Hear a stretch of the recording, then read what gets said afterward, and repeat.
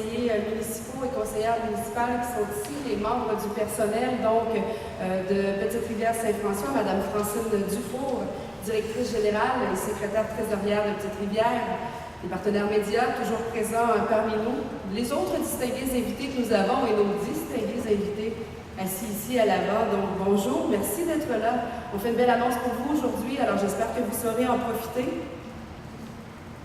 Peut-être. Est-ce que vous savez déjà c'est quoi, vous? Non, bon.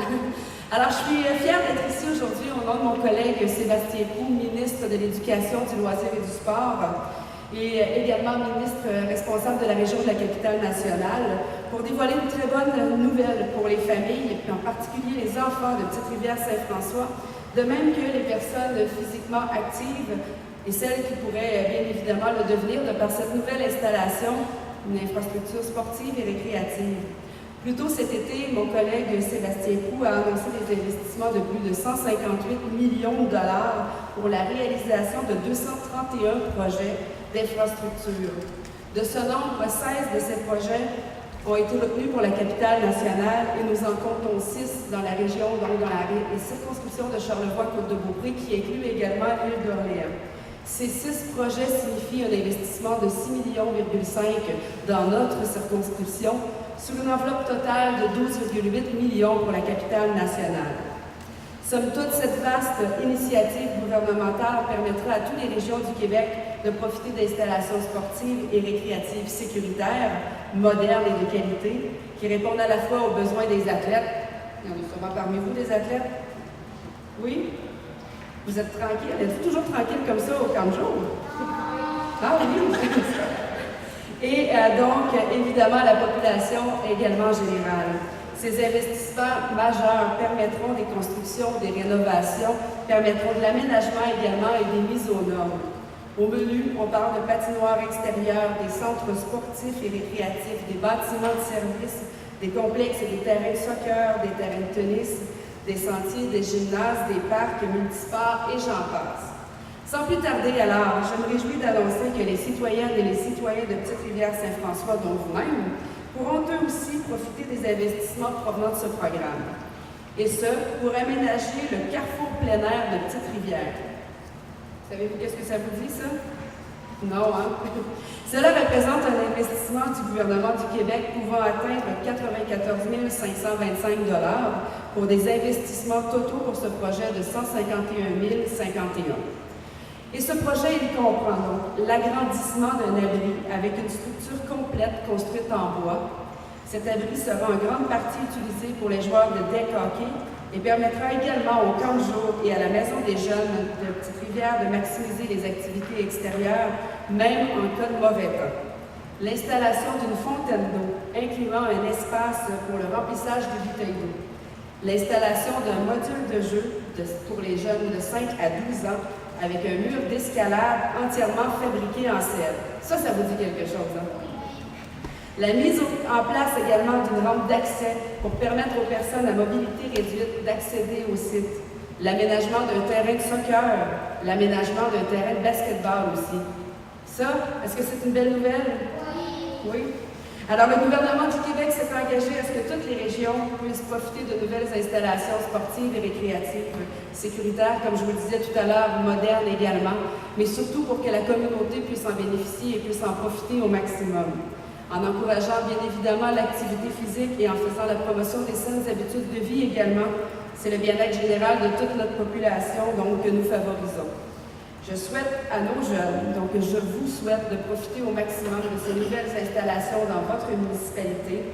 Je tiens à féliciter bien sûr l'ensemble des intervenants qui ont permis donc la réalisation de ce projet et qui ont donc élaboré le dossier retenu par le ministère de l'Éducation, des loisirs et du sport. C'est un projet pour le bénéfice de notre communauté, de la promotion des saines habitudes de vie chez les jeunes en particulier. Et nous souhaitons évidemment une population en santé par l'annonce de ces projets d'infrastructures sportives et récréatives. Alors merci d'être là ce matin. J'espère que vous pourrez en profiter. Si vous êtes tranquille comme ça va être tranquille dans les parcs de jeux. Là. Alors merci beaucoup à vous d'avoir été là et bonne fin de journée. Madame Simard, on sent très bien l'appui que vous avez pour nous aujourd'hui et dans les jours antérieurs également. on vous en remercie infiniment. L'aide financière que vous venez de nous annoncer nous fait chaud au cœur et on espère pouvoir continuer à travailler avec vous encore plusieurs années. Donc, c'est tout simplement un mot de bienvenue que je veux vous lancer et un très gros remerciement à Mme Simard et un remerciement également à Mme Francine Dufour, instigatrice du projet, notre directrice générale. Donc, merci et bravo. Madame Simard, c'est 6,5 millions qui sont investis dans le cadre de ce programme-là. Il y en a à peu près 700 000 Charlevoix-Charlevoix-Est. C'est quoi qui s'est passé? Les projets étaient moins bons ou comment c'est arrivé, là? En fait, il n'y a pas 600 000 Charlevoix-Ouest, mais il y a bien le montant d'aujourd'hui que l'on a annoncé de 95 000 plus 2 autres projets qui vont être annoncés prochainement et qui totalisent moins que 700 000. C'est parce qu'on a annoncé hier également, donc du côté de l'île d'Orléans, un projet de 411 000. Donc, ce qui s'est passé, en fait, c'est que les dossiers ont tous été déposés et analysés de la même façon, soit avec la performance du dossier et coté sur une note de A à D, donc pour l'ensemble des projets. Bien évidemment, les A ont obtenu donc leur projet et ce sont ceux qu'on annonce actuellement. Pour ce qui est des autres, eh bien, ils ont eu une note qui ne leur permettait pas soit d'être retenus ou encore une note qui était satisfaisante, mais le budget donc ne permettait pas de pouvoir accepter leur projet dans le cadre de cette phase-ci. Il faut voir que la phase 3 donc, du programme de soutien aux installations sportives et récréatives était de 50 000 $. La phase 4 l'était de 100 000 $ donc, pour le budget, donc l'enveloppe budgétaire dans l'ensemble. Et nous avons annoncé pour 158 millions de $ de projet. On aurait pu le faire pour 500 millions, puisque quand on regarde tous les projets qui étaient analysés donc, et conformes, il y avait pour plus d'un demi-milliard de dollars. Maintenant, c'est la performance du dossier qui a été jugée avec les critères. Okay. Donc, les projets des MRC Charlevoix et Charlevoix-Est sont moins scorés que les autres. Là. Si 6,2 millions ont été annoncés sur la côte de Beaupré et d'Orléans, et si les dossiers ne scoraient pas, là. Puis en fait, c'est pas que les dossiers ne scoraient pas puisqu'on en annonce 3 quand même, pas nécessairement de la MRC, mais de promoteurs également privés ou particuliers.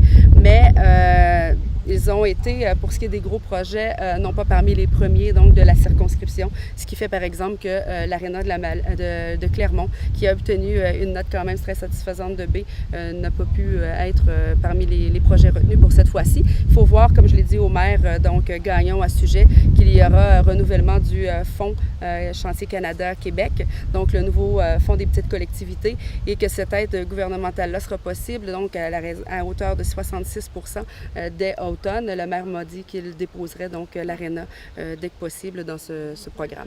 Donc, ça fait 2 fois que les arénas, je vais dire comme ça, là, passent dans le beurre avec ce programme-là. Les maires sont aussi bien de se prendre ailleurs, c'est un peu ça?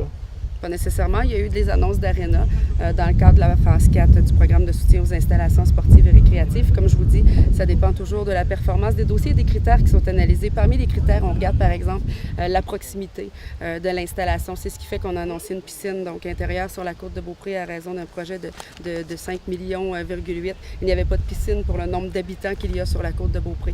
Alors, il y a le critère de proximité, il y a le critère d'éligibilité, il y a plusieurs critères. Je crois qu'il y en a plus de 65 ou près de 100 là, qui sont utilisés là, pour juger d'un dossier.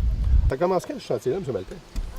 Ben là, c'est sûr qu'en ayant cette aide financière-là de tout près de 95 000 $, là, on va aller en demande de soumission auprès des contracteurs.